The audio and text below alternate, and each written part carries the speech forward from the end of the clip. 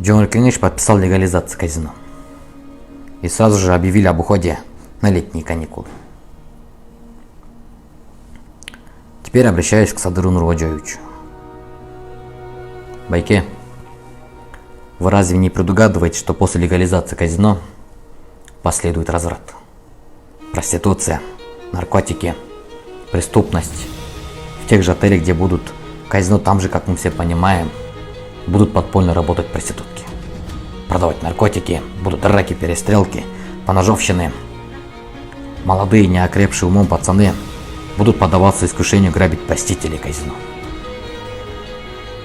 И по глупости будут осуждены. И наложат крест на свое будущее. И сидеть там будут те же наши кыргызы. С российскими, казахскими паспортами. Это если официально. А где гарантия того, что наши братья и сестры, отцы и дети не будут заходить неофициально? Ну и ладно с этим. Продолжая тему. Говорят, что вы обосновываете на факте, что казино для туристов. В кавычках. А вообще, а есть ли у нас в стране так много туристов? Я с уверенностью могу сказать, что их мизер, потому что инфраструктура в нашей стране на данный момент вообще не развита. Собственно, вопрос. Откуда трафик для туристов в Кыргызстане? Никто не будет мотивироваться походом в казино для приезда в другую страну. Тем более в наше время. Технологии интернета. Сейчас тысячи онлайн-казино на просторах интернета, где им даже не надо выходить из дома, чтобы поиграть.